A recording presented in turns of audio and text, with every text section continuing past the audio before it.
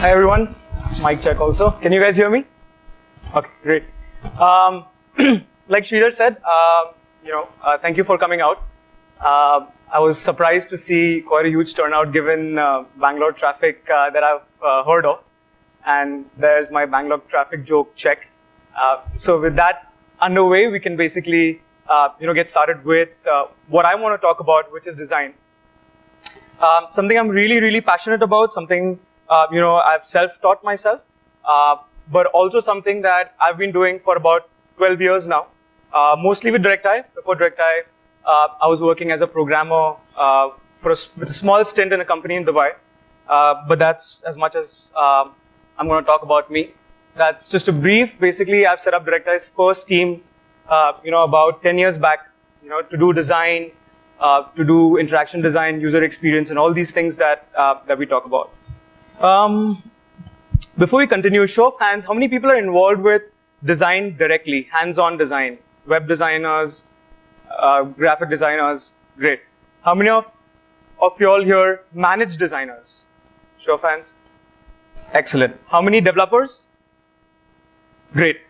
Perfect. So I think there's a great mix of you all here, and it'll be great to talk about some basics, some fundamentals of design that we often overlook, that I keep bringing my team back whenever we are in a conflict, whenever we are talking about, okay, how do we solve this problem? How do we move forward? What are we really designing for? And how do we arrive to a solution?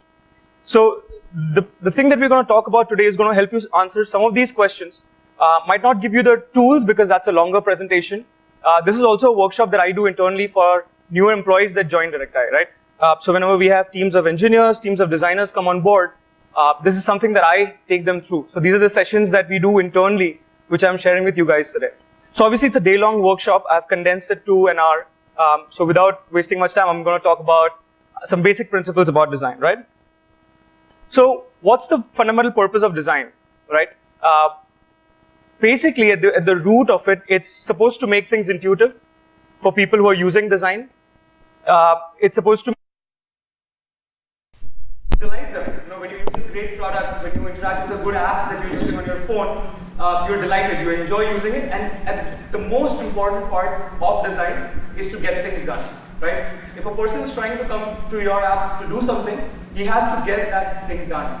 He's not going to be happy just by seeing the purpose. So the fundamental purpose of design, the way I lay them out, is these key parameters, right?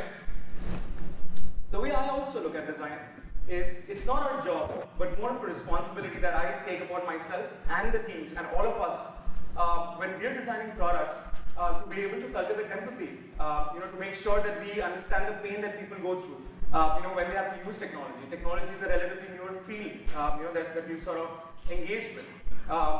We're supposed to make people's life easy, right? I mean, they wake up not thinking that, oh, I have to, withdraw money from my bank, I have to transfer money, I have to book that train ticket, let me go to that website because I love doing that. No, right?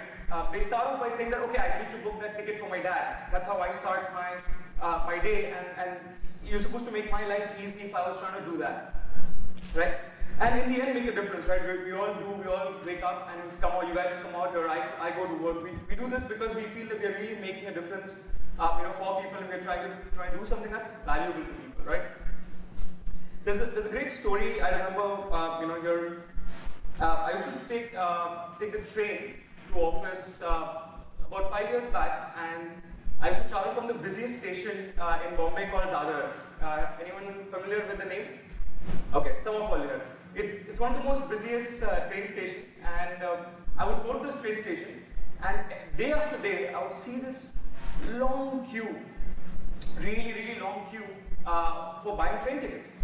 And it would be raining, it would be scorching summer, and people would come there and they want to travel, they want to go there to meet their family, they want their older people, younger kids, mothers taking children to school, and all of these guys, right? All of these people really just trying to get from point A to point B. And I would wonder that, why isn't somebody solving this problem? It's such a simple problem to solve. Make ticketing easier, just get on with it. Why do these people have to wait a good 30 to 45 minutes in trying to do this? And a few months later rather, I saw these awesome kiosks suddenly put on to the train station. And I was very happy. I was like, okay, finally somebody's thinking about this problem. They've gone there and they've put these kiosks. They're self-serve. So now, people don't have to wait in long queues. They can go right up to the kiosk, put in their flash their card, which they need to get once, and get their ticket and get on with their lives. And I was like, okay, excited. Okay, awesome. So I got one of those cards. I actually had a pass, so I didn't get the card first. But day upon day, I came to the station, and I observed a funny thing. No one changed their behavior from standing at the queues to going down to the kiosks. And I'm standing and wondering that why is this happening, right? It's such a simple thing to do. Why do these guys want to still stand in these long queues for hours upon hours when they can actually get this done in 5 minutes? And then I thought to myself, let me try doing it. Let me see if I can use this and I can basically get it done really quickly.